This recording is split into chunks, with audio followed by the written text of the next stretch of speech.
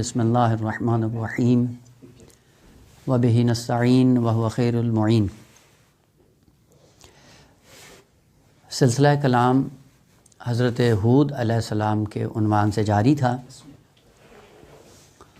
اور حضرت نے جو روش انبیاء ہے اسی کے مطابق اپنی قوم کو انذار کرنے کی کوشش کی، اور یہ خصوصیت ہے تمام انبیاء کے لیے کہ وہ منذر بھی ہوتے ہیں، مبشر بھی ہوتے ہیں۔ نہیں معلوم کہ حافظے میں نہیں ہے یہاں پہ انذار کا معنی بیان ہوا ہے یا نہیں ان سلسلہ مباحث میں، لیکن اگر ہوا ہے تو تکرار ہو جائے گا، اور اگر نہیں ہوا تو مطلب ہے جدید ہے۔ یہ 4 طریقہ کار جو حضرت ہود علیہ السلام نے ذکر کیے، 1 2 3 4 کر کے جو بیان ہوئے، یہ سارے کے سارے عناوین اگر ایک عنوان میں آپ جمع کرنا چاہیں تو وہ عنوان عام عنوان انذار ہے کہ جو تمام انبیاء کی برجستہ ترین صفت ہے۔ البتہ انذار کے اندر وہ پھر حالات مختلف ہوتے ہیں، لیکن اگر ایک عنوان کلی میں آپ ان کو جمع کرنا چاہیں تو جو روش تھی تبلیغی حضرت ہود علیہ السلام کی وہ انذار کے مجموعے میں شامل ہے۔ عموماً اردو میں انذار کا معنی ترجمہ کیا جاتا ہے ڈرانے والا۔ یہ ایک رائج ترجمہ ہے جو ہم سنتے آ رہے ہیں، لیکن جو ترجمہ اس کلمے کا ہے وہ یہ نہیں ہے۔ ڈرانے والا منذر نہیں ہوتا، کیونکہ ڈرانا ہمیشہ ایسی چیزوں سے ہوتا ہے کہ ناگہانی کسی چیز سے انسان کو خوف زدہ کر دینا، ایک دم آدمی چونک جاتا ہے، وہ ڈرانا ہوتا ہے۔ آدمی چھپ کے کھڑا ہوا ہو، کوئی آ رہا ہو تو ایک دم آواز نکالتا ہے، وہ چونک جاتا ہے، اس کو ڈرانا کہا جاتا ہے۔ انبیاء یوں نہیں تھے، انبیاء کا مشغلہ ڈرانا نہیں تھا، تخویف نہیں تھا، یہ عموماً ڈرانا خوف کا معنی کیا جاتا ہے، البتہ وہ بھی کامل نہیں ہے۔ خوب، انذار پھر کیا ہے؟ انذار ایک برجستہ ترین صفت ہے انبیاء کے اندر، اور وہ یہ ہے، اگر اس کا سلیس ترجمہ کیا جائے تو انذار کا معنی ہے انسان کو مستقبل میں درپیش خطرات سے قبل از وقت آگاہ کر دینا۔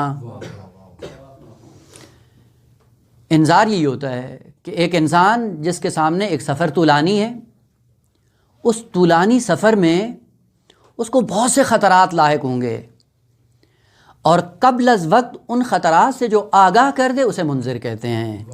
بس منذر آگہی دینے والا ہوتا ہے، ڈرانے والا نہیں ہوتا۔ ڈرانا اس کا معنی وہ رائج کر دیا گیا ہے، وہ نہیں ہے۔ بس انما انت منذر، یعنی آپ کا کام ہی انذار کرنا ہے، حصر کے ساتھ۔ اور انذار کیا ہے؟ کہ اسی انسان کو جس سفر طولانی پہ یہ نکلا ہوا ہے اور لقاء اللہ کی منزل پہ جانے والا ہے، لقاء اللہ ہر انسان کو میسر نہیں آتی۔ کوئی وسط راہ میں رک جاتے ہیں، جو توقف گاہیں ہوتی ہیں انسان کی استراحت کے لیے، وہاں پہ رک جاتا ہے، اس کو مسکن بنا کے وہاں پہ ڈیرا ڈال لیتا ہے، اپنے مقصد حیات کو نہیں پا سکتا ہے۔ وہ جو مقصد حیات تک جاتا ہے اس کے لیے بہت زیادہ خطرات ہیں، ان خطرات سے قبل از وقت آگاہ کرنا انذار کہلاتا ہے۔ یا دوسرے الفاظ میں یہ ایک جنگی اصطلاح ہے۔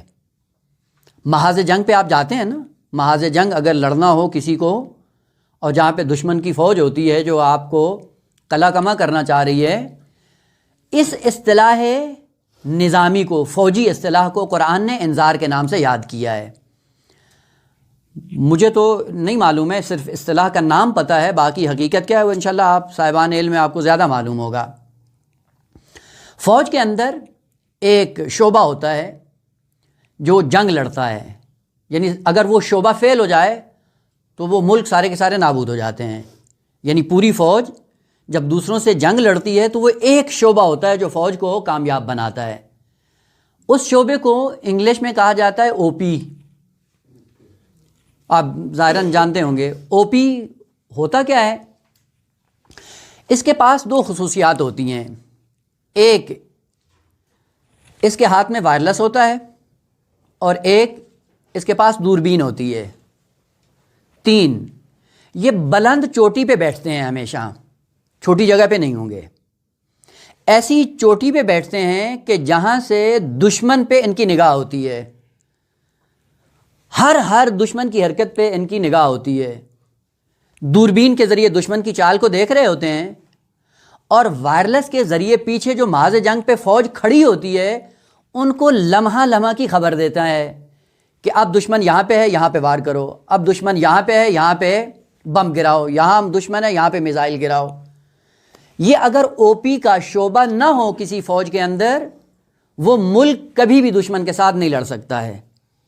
بس اس کی خصوصیت کیا ہوتی ہے کہ ہمیشہ بلند چوٹیوں پہ ان کا بسیرا ہوتا ہے، ہاتھ میں وائرلیس اور آنکھوں پہ دوربین لگائی ہوتی ہے، اور لمحہ لمحہ دشمن کی چال پہ نگاہ رکھ کے پیچھے جو لشکر کھڑا ہوتا ہے اس کو آگاہ کر رہا ہوتا ہے۔ لہٰذا پوری جنگ یہ او پی لڑتی ہے، جس لشکر کی او پی خراب ہو جائے وہ لشکر خود بخود شکست کھا جاتا ہے۔ یہی اصطلاح کو عربی میں اگر ترجمہ کیا جائے اسی کا معنی بنتا ہے انذار، اور جو یہ کام کرتا ہے اسے منذر کہتے ہیں۔ اور انسان جس دن سے وجود میں آیا ہے یہ معرض جنگ میں ہے، یعنی جس دن سے وجود میں آیا ہے اسی دن سے اس کی مشکل یہ ہے کہ یہ حالت جنگ میں ہے۔ ایک حصہ اس کا طبیعت اور دوسرا حصہ اس کا فطرت۔ فطرت خالق کائنات کی طرف سے ہے اور طبیعت زمین سے چلی ہے انسان کی، یعنی جسم کی نشو و نما زمین سے ہوئی ہے، اور فطرت کی شروعات اور فطرت کا آغاز خداوند عالم سے ہوا ہے۔ ان دو حقیقتوں کو جب آپس میں ملایا گیا ہے، سنگم بنایا گیا ہے، یہی سنگم انسان کے لیے مشکل ساز ہے، دائمی جنگ میں ہے۔ ہر لمحے پہ انسان میدان جنگ میں ہے، چونکہ فطرت اور طبیعت کی آپس میں نہیں بنتی ہے، یا فطرت طبیعت کو غالب کر لے گی یا طبیعت فطرت کو غالب کر لے گی، اور غالب اور مغلوب کا سلسلہ ہمیشہ جنگ میں ہی ہوتا ہے۔ یہ دائمی جنگ میں ہے، دائمی جنگ میں اب دشمن اس کو نابود کرنے کی کوشش کرتا ہے۔ اگر خود انسان اپنی اس خلقت پہ نگاہ دوڑائے تو یہ طبیعت جو انسان کی ہے یہ انسان کو ہمیشہ زمین گیر کرتی ہے، پستی کی طرف لے کے جاتی ہے، اسفل السافلین کی طرف لے کے جاتی ہے، اور فطرت انسانی ہے جو انسان کو اعلیٰ علیین کی طرف لے کے جاتی ہے۔ وہ بیچ میں ایک موجود ہے جو کشمکش کا شکار ہے، یا طبیعت کی سن کر دن بدن اسفل السافلین کی طرف جائے گا، یا فطرت کی سن کر ہمیشہ اعلیٰ علیین کی طرف جائے گا۔ خوب اس بیچ میں انسان جو ہمیشہ دائمی جنگ میں ہے، خود دائمی جنگ میں کامیاب ہونے کے لیے اس کو رہنما کی ضرورت ہے۔ اگر وہ رہنما اس کے مقصد تک جانے کے لیے تمام خطرات سے آگاہ نہ ہو، وہ منذر بننے کی صلاحیت نہیں رکھتا۔ لہذا سوال یہ کیا جاتا ہے کہ انبیاء علم غیب رکھتے تھے یا نہیں؟ وہ کلمات پہ اگر دقت کی ہوتی، وہ اصل وہ نبی ہی نہیں ہوتا جس کو آئندہ کے حالات کا پتہ نہ ہو۔ لہذا خود منذر ہونا نبی کا بتاتا ہے کہ وہ تمام تر لقاء اللہ کی منزل تک جانے والے مسافر کے لیے جتنے بھی خطرات ہیں سب سے آگاہ ہے، تبھی تو جا کر بتاتا ہے بشریت کو کہ بھائی تمہیں اس سفر لقاء اللہ میں ان خطرات کا سامنا کرنا پڑے گا۔ وہ قبل از وقت بتا دیتا ہے، اور وہ جو قبل از وقت خطرات سے آگاہ کر دے اسے عربی میں منذر کہا جاتا ہے۔ خوب حضرت ہود علیہ السلام نے انہی خطرات سے آگاہ کیا قوم عاد کو، اور خطرات سے آگاہ کرنے کے لیے روش کون سی اپنائی؟ وہ جو 4 پچھلے مباحثے میں عرض کیے، یہ 4 روش اور طریقہ کار یہ شعبہ ہے اسی انذار کا۔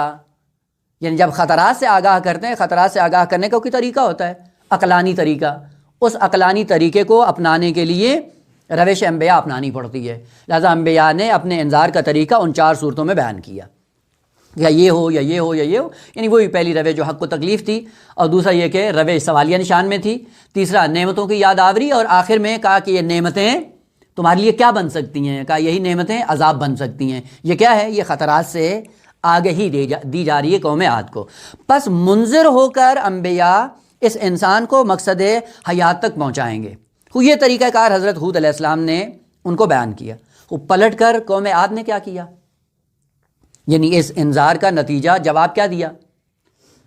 اور جیسے عرض کیا تھا کہ جو جواب قوم عاد کا ہے، آج اگر آپ دیکھتے ہیں تو امت محمدی کے اندر بھی بعین ہی وہی سلسلہ تکرار ہو رہا ہے، البتہ الفاظ نئے ہیں، طریقہ جدید ہے، لیکن کردار کے اعتبار سے دیکھیں تو وہی ہے جو قوم عاد نے کیا۔ سب سے پہلا انہوں نے 4 جواب دیے حضرت ہود علیہ السلام کو۔ پہلا، انا لنراک فی سفاہہ، پہلا جواب کہ ہم آپ کو سفیہ سمجھتے ہیں، یعنی ہماری نگاہ میں تم سفیہ ہو، مانا کروں گا بعد میں۔ دوسرا، انا لنظنک من الکاذبین، تم جھوٹے ہو، ہمارا گمان یہ ہے، گمان غالب یہ ہے کہ تم جھوٹے ہو۔ 3، ان نقول الا اتراک بعض آلہتنا بسوء، تو کیا ہے، جادو زدہ ہو گیا ہے، سحر زدہ ہو گیا ہے، اور تجھ پہ ہمارے خداؤں نے اثر کیا ہے، اور آپ کا دماغ معاذ اللہ خراب ہو گیا ہے۔ اور یہ دماغ خراب بھی کیا ہوا ہے، ہمارے خداؤں نے، پاورفل تھے، انہوں نے آپ پہ اثر ڈالا ہے، آپ بہکی بہکی باتیں کرتے ہو۔ 4، قالوا سواء علینا اوعظت ام لم تکن من الواعظین، فرق نہیں کرتا ہمارے لیے، تم واعظ کرو یا نہ کرو۔ یہ 4 جواب کلی دیے اس 4 روش کے نتیجے میں۔ جس طرح 4 طریقہ کار حضرت ہود علیہ السلام نے اپنایا، اسی طریقہ کار کے مقابلے میں 4 جواب دیے، کہا یہ ہے، یہ ہے، یہ ہے، یہ ہے، یعنی ان 4 حال سے خالی نہیں ہے معاذ اللہ، یا آپ سفیہ ہیں، یا آپ کاذب ہیں، یا آپ کے دماغ پہ ہمارے خداؤں نے مہر لگا دی ہے، اور آخری یہ کہ تم بات کرو یا نہ کرو ہمارے حال میں کوئی فرق نہیں پڑے گا، کرو یا نہ کرو، خیر خام خواہ اپنے آپ کو تھکا رہے ہو۔ خوب لے کام، عقل مند یہ کام نہیں کرتا ہے کہ خام خواہ یعنی جہاں پہ اثر ہو یا نہ ہو وہاں پہ چھوڑ دیتا ہے عقل مند۔ خوب کیوں کرتے ہو اپنے آپ کو، کیوں زحمت میں ڈالتے ہو؟ یہ 4 جواب۔ لیکن ان 4 جواب کو واضح کرنے کے لیے کہ پہلا کیا ہے، دوسرا کیا ہے، تیسرا کیا ہے، اس سے پہلے ایک چھوٹا سا مقدمہ، پھر انشاءاللہ باس میں آتے ہیں، اور وہ یہ ہے کہ یہ 4 جو جواب قوم عاد نے دیے ہیں، اس کا منشا اور منبع کیا ہے؟ کیوں اس حد تک قوم گر گئی، قوم عاد، کہ آ کر نبی خدا کو یہ جواب دے رہے ہیں کہ یا یوں ہے یا یوں ہے یا یوں ہے؟ یعنی یہ 4 بیماریاں انہوں نے اپنے نظام کے مطابق واضح کی اور بیان کی، اور حضرت ہود علیہ السلام کو معاذ اللہ سرکوب کرنے کی کوشش کی۔ اس کی کیا وجہ تھی، یعنی اس کے اسباب کون سے تھے کہ یہ 4 جواب انہوں نے یہ کیوں دیے، کس بنیاد پہ ان کی یہ حالت ہوئی؟ اس کا مین سبب جو قرآن نے ذکر کیا ہے وہ ہے تکذیب معاد۔ یعنی جب تکذیب معاد ہوتی ہے تو پھر آہستہ آہستہ یہ 4 بیماریاں قوم کے اندر جنم لیتی ہیں۔ یعنی یہ ممکن ہی نہیں ہے کہ انسان معاد پر عقیدہ اور باور اور یقین رکھتا ہو اور اس کا رویہ ان 4 صورتوں میں ظاہر ہو، یہ ممکن ہی نہیں ہے۔ بس یہ 4 چیزیں جو وجود میں آتی ہیں اس کا مین سبب تکذیب معاد ہے۔ اب یہ ایک مطلب ہے کہ اس کو برہانی ہونا چاہیے، اور اس کو برہانی کرنے کے لیے اگر آپ آیات کے اندر نگاہ دوڑائیں، پوری قوموں کا آپ مطالعہ کریں، 2 چیزیں تھیں، ایک مبدا اور دوسرا معاد، یہ 2 ہی رکن تھے۔ جس طرح آیات میں هو الاول ہو هو الآخر، وہی اول ہے اور وہی آخر ہے۔ خوب ہم آئے کہاں سے ہیں؟ اللہ کی طرف سے۔ جانا کہاں ہے؟ اللہ کی طرف۔ اللہ سے آنے میں کسی کو کوئی مشکل نہیں تھی کہ ہمیں اسی نے خلق کیا ہے، خالقیت کو مانتے تھے، اور بغیر کسی لگی لپٹی کے جب بھی ان سے آپ سوال کرو یہ زمین کس نے بنائی، کہتے تھے اللہ نے۔ آسمان کس نے بنایا، کہتے ہیں اللہ نے۔ تمہیں کس نے بنایا ہے، اللہ نے۔ جب معاد کی بات آتی نا، کا معاد نہیں ہے۔ پس معاد کی تکذیب کرنا، اس سے پھر جو بیماریاں وجود میں آتی ہیں وہ یہ 4 بیماریاں ہیں۔ خود پھر معاد کی تکذیب کیوں کرتے تھے؟ دیکھیں، انسان کی تربیت میں بہت زیادہ چیزیں مؤثر ہوتی ہیں۔ خالقیت مؤثر ہے، رازقیت مؤثر ہے، ربوبیت مؤثر ہے، لیکن اس حد تک نہیں ہے کہ انسان خالقیت، رازقیت اور ربوبیت کا عقیدہ اپنا کر کبھی بھی صراط مستقیم پہ نہیں آتا۔ یہ ذہن میں رکھیے گا، قرآنی مطلب ہے، میری بات نہیں ہے۔ یعنی آپ نے خدا کو خالق مان لیا پھر راہ ہدایت پہ آ جائیں گے؟ نہیں۔ آپ نے خدا کو رازق مان لیا، نعمتیں خداوند عالم دیتا ہے، صراط مستقیم پہ آ جائیں گے، دین پہ عمل کرنا شروع کر دیں گے نا۔ اور آپ ربوبیت کا عقیدہ بھی رکھ لیں کہ خداوند عالم رب ہے اور وہ تربیت کرتا ہے، منزل مقصود تک پہنچاتا ہے، اس سے انسان دین پہ عمل کرنا شروع کر دے گا نا۔ ایک ہی رکن ہے جو انسان کو دین پر عمل کرواتا ہے، اور وہ ہے معاد باوری۔ معاد اور قیامت پہ عقیدہ ہو تب انسان دین پہ چلتا ہے، اگر معاد پہ عقیدہ نہ ہو دین پہ عمل نہیں کرتا ہے۔ وہ معاد کا مطلب کیا ہے؟ یعنی انسان جو کچھ کر رہا ہے یہ ضائع نہیں ہو رہا، یہ کیا ہے؟ جمع ہو رہا ہے، اور ایک دن اسی کیے ہوئے کے سامنے انسان کو جانا ہے۔ جب یہ عقیدہ انسان کے اندر وجود میں آتا ہے تب اپنے اعمال کو سمیٹنے کی کوشش کرتا ہے، اپنے آپ کو سنبھالنے کی کوشش کرتا ہے۔ لہذا یہ یقین رکھ لیں کہ معاد باوری ہے جو انسان کو دین کے راستے پہ لاتی ہے۔ جس کا جتنا عقیدہ معاد پہ ہوتا ہے وہ اتنا زیادہ دیندار ہوتا ہے، چونکہ اس کو پتہ ہے کہ جو میں کر رہا ہوں اولاً ضائع نہیں ہو رہا ہے، گم نہیں ہو رہا ہے، نابود نہیں ہو رہا ہے، محفوظ ہو رہا ہے، اور محفوظ ہونے کے ساتھ ساتھ کیا ہے؟ پروان بھی چڑھ رہا ہے، اور جب یہ پروان چڑھ کر اپنی منزل کمال کو پہنچے گا کل مجھے اسی کے سامنے روبرو ہونا پڑے گا۔ مثال عرض کروں، ابھی ہیں ہماری دنیا کے اندر، آپ دیکھ لیں کوئی فرد ایسا اس سے ہے، کوئی مستثنا نہیں ہے، آپ کو دنیا میں کوئی ایسے والدین ملیں گے کہ جو اپنی اولاد کی نسبت لاوالی ہوں، یعنی اولاد پیدا کر لیں اور تربیت کو ان کو فکر نہ ہو۔ حتیٰ بدترین فاسق فادر ماں باپ بھی ہو، ان کو فکر نہیں ہوتی کہ ہماری اولاد اچھی ہو، ہوتی یا نہیں ہوتی؟ کوئی ایک آپ دنیا میں ماں باپ نہیں دکھا سکتے ہیں جس کے اندر یہ درد نہ ہو، یعنی جس کے اندر یہ احساس نہ ہو کہ ہماری اولاد اچھی ہو۔ خود فاسق و فاجر ہیں لیکن اولاد کی نسبت دلسوز ہوتے ہیں کہ اولاد کو یہ کام، یعنی اولاد اچھے راستے پہ چلے۔ خود سگریٹ پی رہے ہوتے ہیں لیکن بچوں کو منع کرتے ہیں، خود بہت زیادہ برائیاں کرتے ہیں لیکن بچوں کو منع کرتے ہیں۔ اس کا مطلب ہے کہ جو اپنی اولاد ہے اس کے لیے انسان کا دل تڑپتا ہے، اور چہ بسا کے بعد لوگ ہیں جو اپنی اولاد کے لیے نہ جانے کیا سے کیا کر جاتے ہیں، یعنی ہر دو طرف نمونے موجود ہیں۔ اولاد کی نسبت یہ احساس جو ہے انسان کے اندر، یہ احساس فطری ہے، یعنی کبھی بھی انسان نہیں چاہتا اپنے نتیجے کو ضائع ہوتے دیکھے، برباد ہوتے دیکھے۔ اولاد نتیجہ انسان کا محصول ہے، ثمرہ ہے، یہ ثمرہ انسان، چونکہ اس ثمرے کو انسان باور کیے ہوئے ہے کہ یہ میرا نتیجہ ہے، میرا ثمرہ ہے، میرا محصول ہے، میرا نتیجہ ہے، اس لیے اس کو ضائع ہوتے کبھی بھی نہیں دیکھ سکتا۔ حتیٰ فاسق فاجر ترین بھی انسان بھی ہو، اس کی بھی خواہش یہ ہوتی کہ میری اولاد اچھی ہو۔ لیکن اسی کو تھوڑا سا آپ دین کے دائرے میں دیکھ لیں، ہم جتنے اعمال انجام دیتے ہیں یہ ہماری اولاد ہیں، یہ جتنے اعمال انجام دیتے ہیں یہ انسان کا نتیجہ ہے، اولاد ہے، نظر آئے گا، ضائع بھی نہیں ہوگا۔ خوب اپنے اعمال کے لیے یہ تفکر اپنے اندر پیدا کیوں نہیں کرتے کہ یہ اعمال کل ہمارے لیے رسوائی کا سبب نہ بنے؟ اسی لیے معاد باوری میں ایک کا یہ عقیدہ ہے کہ ہم جو کچھ کر رہے ہیں یہ ہباء منصورہ ہو جائے گا، ختم ہو جائے گا، نابود ہو جائے گا۔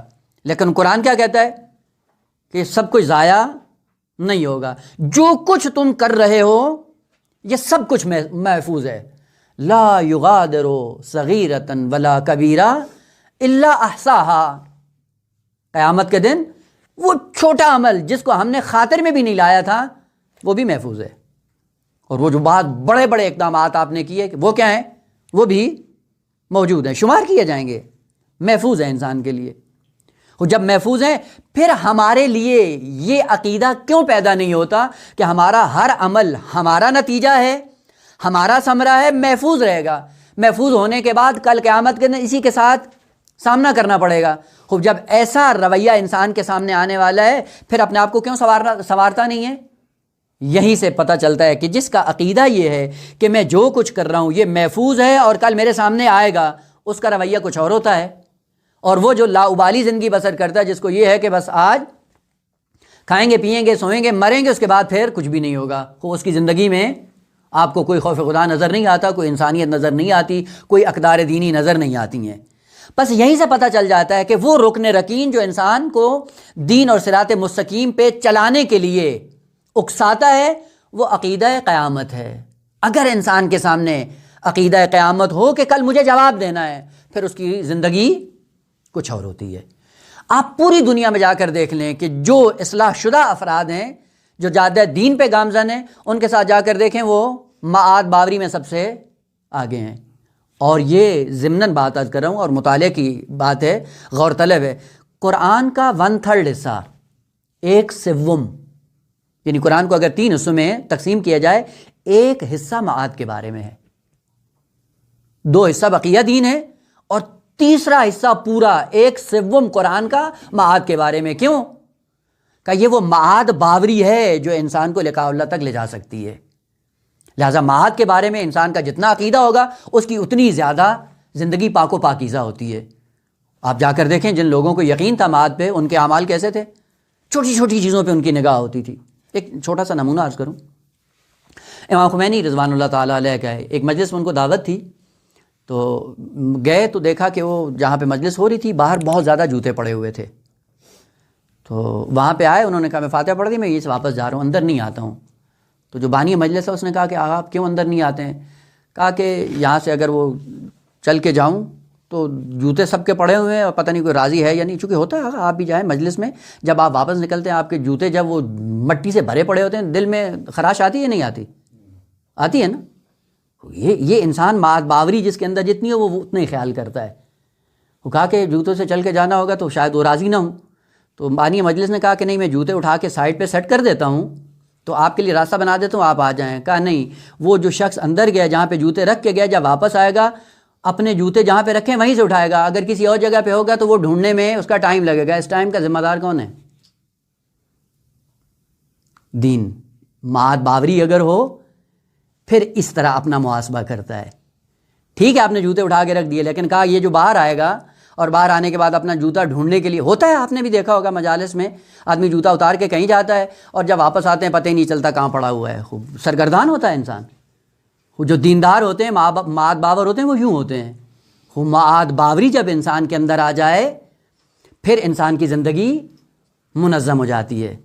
پھر وہ یہیں سے خود جب محاسبہ کر کے جا رہا ہے، وہ کل قیامت کے دن کیا ہوگا؟ کفا بنفسک علیک الیوم حسیبا، کافی ہے، وہ ہمیں گننے کی ضرورت نہیں، جو تم نے کیا سامنے آ گیا ہے. ایک بات، پس جس کی جتنی معاد باوری ہوگی اس کی اتنی زندگی پاک و پاکیزہ ہوگی. 2، معاد باوری کیوں نہیں آتی انسان کے اندر؟ کیوں معاد پہ یقین نہیں آتا؟ کیوں اس چیز کو ہم اپنی زندگی میں لاتے نہیں ہیں، باور نہیں کرتے ہیں، یقین نہیں کرتے ہیں؟ کیوں غفلت کا شکار ہوتے ہیں؟ یہ ذہن میں رکھیے گا. اور یہ بھی انتہائی عمیق نکتہ ہے، اور آپ جا کر انسانوں کی زندگیوں کو جب پڑھیں گے آپ کو جواب یہی ملے گا. معاد کے بارے میں یقین کیوں نہیں ہے؟ ایک معاملہ ہے جو ہم دنیا میں کرتے ہیں، وہ دین کے ساتھ بھی کرتے ہیں، اپنی زندگیوں میں بھی کرتے ہیں. جہاں نقد اور ادھار کا معاملہ آتا ہے، نقد کو مقدم کرتے ہیں، ادھار کی پرواہ نہیں کرتے، چھوڑ دیتے ہیں. ہر انسان کی طبیعت میں یہ چیز ہے، نقد اور ادھار. مثلا انسان کے سامنے زہر بھی ہے، سگریٹ بھی ہے. سگریٹ پی لیتا ہے، زہر نہیں کھاتا ہے. کیوں؟ زہر نقد ہے، یعنی کھاؤں گا ابھی ہاں مر جاؤں گا، فوراً چونکہ اثر ہوتا ہے، نقد ہے، اس لیے اپنے آپ کو آلودہ نہیں کرتا. سگریٹ کیا ہے؟ وہ بھی زہر ہی ہے لیکن تدریجی ہے، ادھار ہے، بعد میں آئے گا، وہ اس کو اپنا لیتا ہے.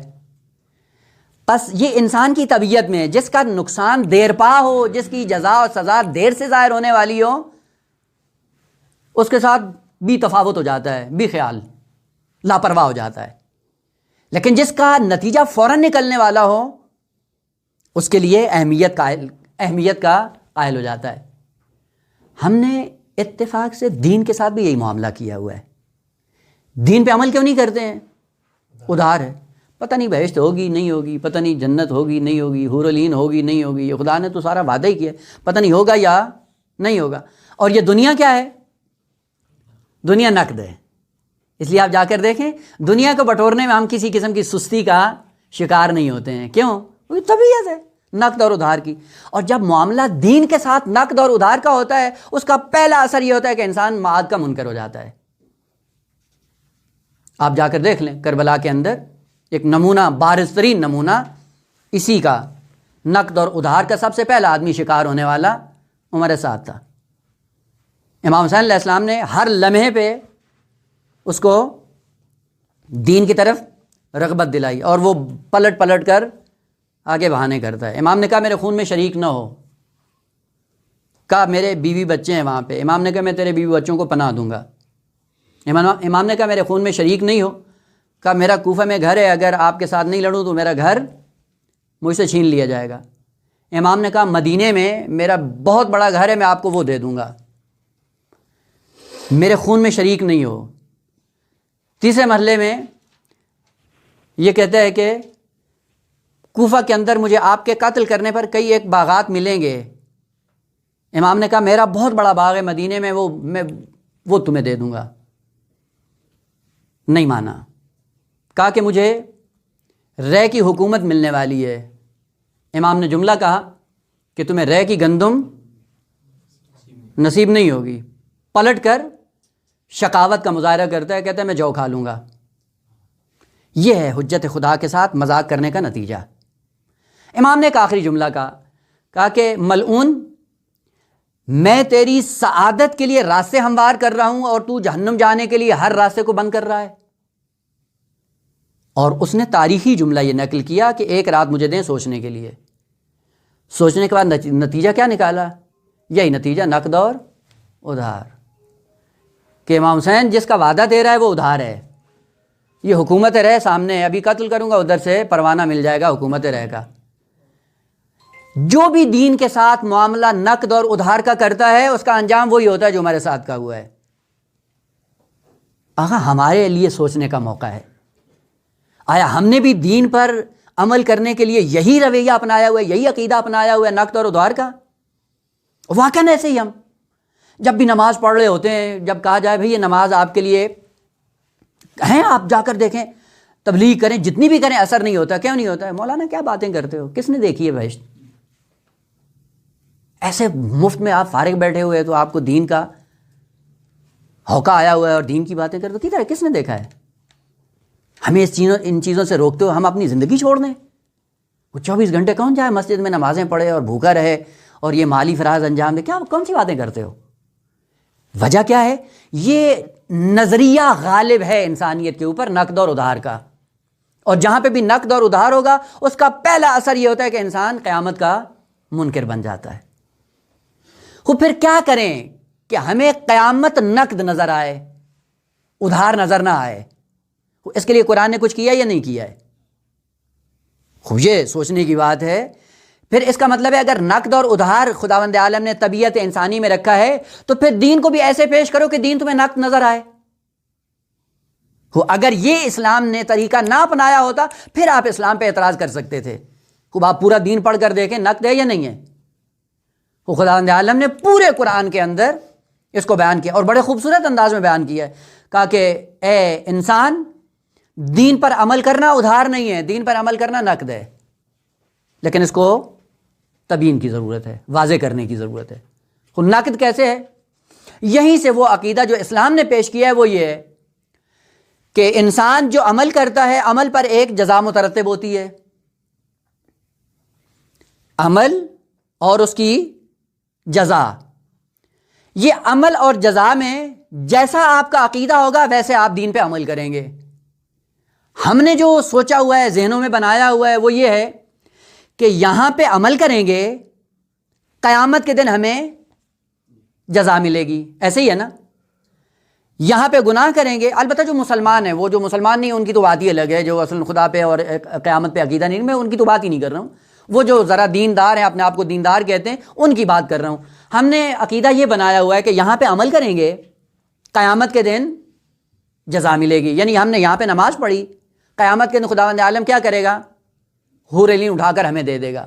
یعنی ایک عمل ہم کریں گے اور ایک عمل خدا کرے گا. جس طرح دنیا میں ہوتا ہے رائج, ایک انسان چوری کرتا ہے, یہ کیا ہے؟ عمل. خوب, اور اس کی سزا کیا ہوتی ہے؟ اس کو کوڑے مارے جاتے ہیں یا ہاتھ کاٹ دیے جاتے ہیں. یہ ہاتھ کاٹنا بھی کیا ہے؟ عمل ہے. ایک عمل دوسرے عمل کی جگہ پہ ہوتا ہے, ایک عمل کو دوسرے عمل کی جزا بنا دیا جاتا ہے. یہ تصور ہے عامیانہ. اور بہشت کے بارے میں بھی ہمارا یہی تصور ہے کہ بہشت میں کیا ہوگا؟ یہاں پہ ہم عمل کر رہے ہیں, نماز پڑھ رہے ہیں, روزہ رکھ رہے ہیں اور قیامت کے دن خداوند عالم ایک عمل انجام دے گا، کارنامہ انجام دے گا کہ حور و عین کو اٹھا کر ہمارے سامنے پیش کر دے گا. یہ کیا کہے گا کہ وہ تمہارا عمل تھا، یہ ہمارا عمل ہے. ایک یہ ہے، یہ اس کو کہتے ہیں کہ عمل اور جزا کے درمیان رابطہ اعتباری ہے. اعتباری کا مطلب کیا ہوا؟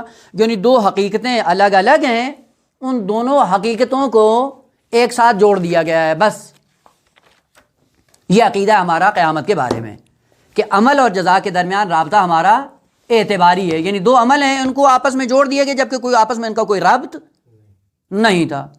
جس طرح یہاں پہ ہوتا ہے، پیسہ دیتے ہیں یہ عمل ہے، اور پلٹ کر ایک چیز آپ کو جنس دے دی جاتی وہ بھی عمل ہے. خوب یہ رابطہ ہے، آپ نے جوڑ دیا ہے کاغذ میں اور فروٹ میں. خوب ایک آدمی آتا ہے اور کہتا ہے نہیں یہ کاغذ نہیں چاہیے، نوٹ. اب کیا کرو، وہ کیا کہتے ہیں اعداد چاہیے. ایک مشین بنائی ہے، اس میں کارڈ آپ ڈالتے ہیں، پھر آپ رمز ڈالتے ہیں، رمز ڈالنے کے بعد کیا ہوتا ہے، وہ اعداد ارقام اعتباری ہے نا. یہ سارا نظام اعتباری ہے. ہم نے یہ سمجھا ہے کہ شاید قیامت کے دن بھی یہی اعتباریات ہیں اور یہی اشتباہ ہے. اس لیے انسان نقد اور ادھار کے معاملے میں پھنس جاتا ہے. اگر یہ عقیدہ ہو کہ معاملہ نقد کا ہے ادھار کا نہیں ہے، پھر انسان کے عقیدے میں چینجنگ آتی ہے. لہذا قرآن نے کیا کہا کہ عزیزان محترم، اے انسان، اے میرا بندہ، تو جو عمل کر رہا ہے یہی عمل تیری جزا ہے. اور تیری جزا شروع کب سے ہوتی ہے؟ کہ جب سے تو عمل کرتا ہے وہیں پہ آپ کی جزا شروع ہو جاتی ہے. نہ فقط جب تو عمل کرتا ہے، جب سے تو عمل کی نیت کرتا ہے تیری جزا شروع ہو جاتی ہے. لہذا روایات نے کیا کہا کہ وہ شخص جو سید الشہداء کی زیارت کے لیے نکلتا ہے، نیت کرتا ہے، خداوند عالم دو فرشتوں کو موکل قرار دے دیتا ہے، چلو اس کے ساتھ ابھی سے لکھنا شروع کرو. مشکل کیا ہے؟ مشکل ہمارے عقیدے کی ہے، ہمارے یقین کی، ہمارے باور کی ہے. جو کر رہے ہو یہی تمہارا عمل ہے، اور یہی جو کر رہے ہو یہی تمہاری جزا بھی ہے. یہ الگ سے نہیں ہوگا. نماز پڑھی ہے کہ یہ تمہارا عمل ہے، جزا کیا کہ یہی جزا ہے تمہاری. روزہ رکھا کہ یہ عمل ہے، جزا کیا کہ یہی تمہاری جزا ہے. خوب، عمل اور جزا کے درمیان جو رابطہ قرآن نے ذکر کیا وہ رابطہ عینیت کا ہے. یوں نہیں ہے کہ یہاں پہ عمل کریں گے قیامت کے دن جزا ملے گی. نہ، عمل بھی یہی ہے، جزا بھی یہی ہے. مثال عرض کروں، مطلب ذہن میں اور زیادہ قریب ہو جائے. آپ دیکھیں ایک انسان ہے، آگ جل رہی ہے اور جلتی ہوئی آگ کے اندر اپنا ہاتھ ڈال دیتا ہے. یہ ہاتھ ڈالنا آگ میں کیا ہے؟ عمل. جزا کیا ہے؟ یہی جو ہاتھ ڈال رہا ہے آگ کے اندر یہ عمل ہے، اور یہی پلٹ کر اس کی جزا ہے. لہذا یوں نہیں ہوتا کہ کہیں پہ جا کے شکایت لگائی جائے کہ آغا اس نے ہاتھ آگ میں ڈالا ہے، اس نے عمل انجام دیا ہے، اس کو سزا دو کہ اٹھا کے کوڑے مارو. ہو عقل مند کیا کہے گا؟ اس کا جو اس نے عمل کیا چھوڑ دو، بس یہی اس کی سزا ہے. خوب، یہ عمل اور جزا ایک چیز ہے. ایک جہت سے آپ کو عمل نظر آتا ہے، لیکن اسی سکے کا دوسرا رخ دیکھو، یہ کیا ہے؟ جزا ہے. رابطہ شریعت نے یہ. لہذا قرآن کی جتنی آیات ہیں، لہذا قرآن کیا کہتا ہے؟ یوم تجد کل نفس ما عملت من خیر محضرا. البتہ آیات بہت زیادہ ہیں، لیکن یہ آیت جو برچسپ اتنی ہے. یوم، ایک دن آنے والا ہے کہ تجد کل نفس، ہر نفس پائے گا. کیا چیز پائے گا؟ ما عملت، جو اس نے عمل انجام دیا ہے. من خیر، میں نے بیانیہ ہے، یعنی وہ عمل خیر جو انجام دیا ہے یہ میں نے بیانیہ ہے. وہ خیر اگر کیا ہے تو بھی یہی ہے، سو انجام دیا ہے، شر انجام دیا ہے تو بھی نتیجہ یہی ہے. کیا پائے گا؟ یوم تجد کل نفس ما عملت من خیر محضرا، حاضر پائے گا عمل کو. لیکن فرق کیا ہوگا؟ وہ عمل جو دنیا میں انجام دیا تھا اس کی شکل کچھ اور تھی، جب قیامت میں پہنچیں گے تو اس کی شکل کچھ اور ہی. لیکن ہے آپ کا عمل ہی، آپ کا اور میرا کیا ہوا عمل وہ ہمارے سامنے آ جائے گا. بس یہی جو عمل کر رہے ہیں یہی عمل بھی ہے ہمارا، اور یہی جزا بھی ہے. اسی وقت انسان یا بہشت میں بیٹھا ہے یا جہنم میں بیٹھا ہے. اعمال کے نتیجے میں اپنے وجود کو یا بہشت کا حصہ بنایا ہوا ہے یا جہنم کا حصہ بنایا ہوا ہے. نظر کیوں نہیں آتا ہے؟ چونکہ بے ہوش ہے. آپریشن تھیٹر میں جب انسان کا حال کر دیا جاتا ہے چیر پھاڑ دیا جاتا ہے تو یہ نہیں ہے کہ جب بستر پہ آتا ہے تو اس وقت اس کو کاٹتے پیٹتے، نہ، کام اس کا ہو چکا ہے، توجہ کیوں نہیں ہے؟ بے ہوش ہے۔ جیسے ہوش میں آئے گا کیا ہوگا کہ کیا میرے ساتھ کیا ہوا ہے، کہا جو ہو گیا بس یہی ہے۔ لَقَدْ كُنْتَ فِي غَفْلَةٍ مِّنْ هَٰذَا، تو جہنم میں تھا یا تو بہشت میں تھا لیکن غافل تھا، ہم نے کیا کیا؟ فَكَشَفْنَا عَنْكَ غِطَاءَ، ہمارا کام یہ تھا پردہ ہٹا دیا بس، نیچے کیا ہے؟ کہ وہ جو کچھ تو نے کیا ہے وہی تیرا کارنامہ آپ کے سامنے ہے۔ پس جب انسان کا عقیدہ یہ بن جائے کہ عمل اور جزا کے درمیان رابطہ عینیت کا ہے، جو عمل ہے وہی جزا ہے، جو عمل ہے وہی سزا ہے، تو جو دین پہ عمل کرتا ہے یہ نقد ہے، ادھار نہیں ہے۔ جب عقیدہ یہ بنتا ہے پھر سوچتا ہے میں جو زبان سے الفاظ نکال رہا ہوں یہ کیا ہیں؟ پروان چڑھیں گے، میں جو عمل کر رہا ہوں یہ پروان چڑھے گا، اور جب میں پہنچوں گا عالم محشر میں یا عالم برزخ میں، یہی میرا عمل مرحلہ کمال تک پہنچا ہوا میرے سامنے آ جائے گا۔ مثال پھر عرض کروں اسی مطلب کو سمجھانے کے لیے، اگر آپ لیمو کا درخت لگاتے ہیں، آپ نے لیمو کا درخت لگا دیا، پروان چڑھا، اس کا جو نتیجہ ہوگا، جو پھل ہوگا کیسا ہوگا؟ کھٹا۔ اگر آم کا پیڑ لگا دیا تو کیا ہوگا؟ میٹھا۔ بس جو کچھ آپ نے کاشت کیا ہے خدا کا کام کیا ہے؟ اسی کو پروان چڑھانا ہے۔ جیسا آپ نے پودا لگایا ہے وہ وہی پروان چڑھے گا۔ یہ جو پروان چڑھ رہا ہے کیا ہے؟ کہ آپ کا بیج ہے جو آپ نے بویا ہے وہی پروان چڑھے گا۔ اس لیے کیا کہا جاتا ہے روایت میں؟ الدنیا مزرعۃ الآخرہ، آخرت کی کھیتی ہے، پودا یہاں بو گے نتیجہ وہاں دیکھو گے۔ ہوتا بھی یوں ہے کہ انسان جب پودا بوتا ہے تو ایک زمانہ لگتا ہے، اور ایک زمانے کے بعد وہی پودا جب پروان چڑھتا ہے، کامل ہوتا ہے، اس کے اوپر پھل لگ جاتا ہے۔ تو جیسا پودا ہوتا ہے پھل ویسا ہوتا ہے یا نہیں ہوتا؟ آپ پیڑ آم کا لگا کے لیموں کی توقع رکھتے ہیں؟ نہیں، جو لگایا وہی پروان چڑھے گا۔ اسی لیے اس عبد کو بتایا گیا ہے کہ جب میری بارگاہ میں آؤ یہ ادب اپنی زبان سے جاری کرو، الحمدللہ رب العالمین۔ پہلا ادب مقام عبودیت میں انسان کیا کہو؟ الحمدللہ رب العالمین، حمد اس پروردگار کی جس کا کام کیا ہے؟ ربوبیت۔ عالمین کو پروان چڑھائے گا۔ جو آپ کاشت کریں گے وہی کاٹیں گے، جو بویا ہے وہی کاٹیں گے۔ بسا اوقات یہی کلمات ہماری زبان پہ ہوتے ہیں، خدا کا کام کیا ہوتا ہے؟ پروان چڑھانا۔ وہ گالی دی ہے، ختم ہو گئی، بیج وہ دیا آپ نے، اب یہ بیج کیا ہوگا؟ رب العالمین، پروان چڑھ رہا ہے۔ ایک دن اسی کے سائے میں آپ کو جا کے بیٹھنا ہے۔ غیبت کرتے ہو پروان چڑھائے گا خدا، تہمت لگاتے ہو پروان چڑھائے، یہ ضائع نہیں ہوتی، کوئی چیز گم نہیں ہو رہی ہے، کارخانہ خدا میں محفوظ ہو رہی ہے۔ جو ہم زبان سے، عمل سے، نیت سے جو کچھ ہم کر رہے ہیں یہ بیج ہے، اور کوئی چیز ضائع نہیں ہوتی۔ الحمدللہ رب العالمین۔ پہلے یہ سوچیں نماز کے اندر کہ یہ جو خدا کی بارگاہ میں آ کر کہہ رہے ہو کہ الحمدللہ رب العالمین، کون سا بیج دیا ہے خدا کو جس پہ آپ خدا کی حمد کر رہے ہو؟ توجہ ہے؟ زبان سے غیبت کی ہے، تہمت لگائی ہے، دوسروں کے لیے زندگی جہنم کر دی ہے، اور مسلح عبادت پہ آگے کہتا ہے الحمدللہ رب العالمین، اسی کو پروان چڑھائے گا۔ ہاں، یہی سے انسان کو پتہ چلتا ہے کہ کیا دیا ہے خدا کے کارخانے میں جس پہ حمد کر رہے ہو۔ یہیں پہ علماء نے ذکر کیا کہ اکثر ایسے ہیں جو اپنے گناہوں پہ خدا کی حمد کر رہے ہوتے ہیں۔ بیج گناہوں کا بویا ہے اور مسلح عبادت پہ آ کے اسی خدا کی حمد کر رہے ہوتے ہیں۔ کہ اتنا شعور تو ہونا چاہیے کہ حمد نعمت پہ ہوتا ہے، نقمت پہ نہیں ہوتا ہے۔ نقمت پروان چڑھ رہی، خدا کی حمد کر رہا ہے۔ اگر اسی ایک جملے کا مفہوم انسان کی زندگی میں آ جائے، زندگی سنور جاتی ہے نہیں آگا۔ بس خلاصہ کروں، بات انشاءاللہ جاری ہے کہ وہ 4 اسباب انشاءاللہ بعد میں بیان ہوں گے کہ انسان کے اندر یہ 4 بیماریاں کب وجود میں آتی ہیں؟